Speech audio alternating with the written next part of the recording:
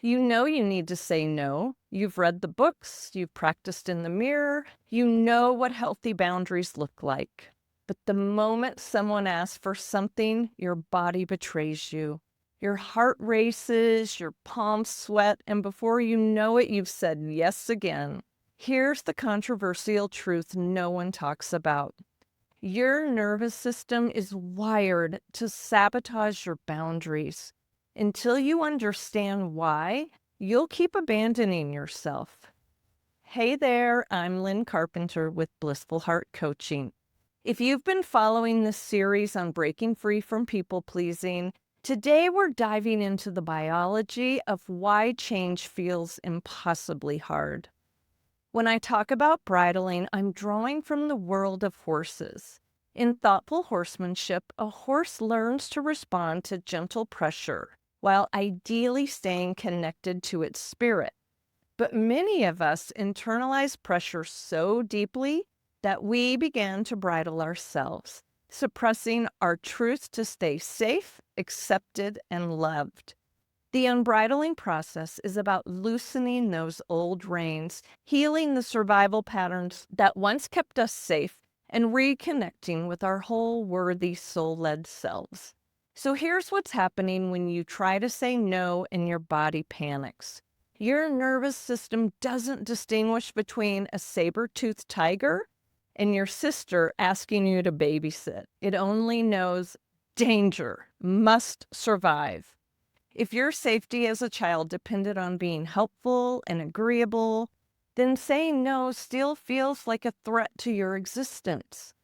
Picture this. You're 7 years old. When you don't ask for much, when you help out, you get love and safety. But when you say no, suddenly that safety disappears. Maybe there's anger, maybe guilt trips. Your nervous system learns saying no equals abandonment. Saying yes equals survival. And that little nervous system is still running the show in your adult body. So when someone asks you for something you don't want to do, your body scans. Is it safe to say no? If the answer feels like no, you flip into survival mode. And survival shows up in 4 main trauma responses. First is fight. You say yes, then you get angry at yourself later. Flight is when you avoid the person instead of being honest. And freeze, your brain goes blank and yes just slips out of your mouth. And fawn, you jump to please the other person at your own expense. None of this is your fault. These are survival strategy.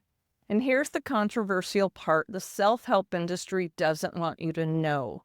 You can't think your way out of a nervous system response. Affirmations, books, mirror work, they all talk to your thinking brain. But your nervous system doesn't speak logic, it speaks safety. This is why you can know you have the right to say no, but your body still panics. The nervous system is faster than thought. It makes the decision before your brain even comes online. Most boundary advice fails because it's trying to override biology with willpower. That's like trying to stop yourself from pulling away from a hot stove through positive thinking. So what's the real solution? Work with your nervous system, not against it. First, regulate your nervous system. Before you set boundaries, teach your body you're safe. Use breath work, grounding, and body awareness. Second, learn to read your body's signals. A true yes feels expansive. A true no feels protective. Third, start small. Don't practice with the person who triggers you most. Practice in low-stakes situations, like telling the barista no whipped cream. Let your nervous system learn I can say no and still be safe. And fourth, learn from the horses. Horses are naturally regulated beings. They feel their truth in their bodies and respond authentically without overthinking. When you're around them, they can sense if you're authentic or performing.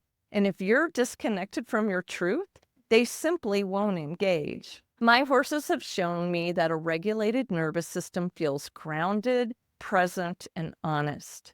When I'm with them, my body remembers what it feels like to just be without needing to perform or please anyone. Your homework, if you decide to accept it, is to pause the next time someone asks you something. Breathe. Notice what happens in your body. You're not trying to change anything yet. You're just wanting to build awareness. And here's the next step. Once your nervous system feels safer, you'll need a compass to guide your decisions. That compass is your authentic values. When you know what truly matters to you on a soul level, your body begins to recognize what's worth protecting with a yes and a no. That's why I created my free values workbook to help you reconnect with your authentic values so your nervous system has a clear compass. You can grab it in the link in the description below. Thanks for watching, and I'll see you in next week's video where we're exploring voice reining, why you can't speak up for yourself, and how to find your voice. And until then, remember, your body isn't betraying you, it's protecting you, and you are safe to live unbridled, authentic, and free.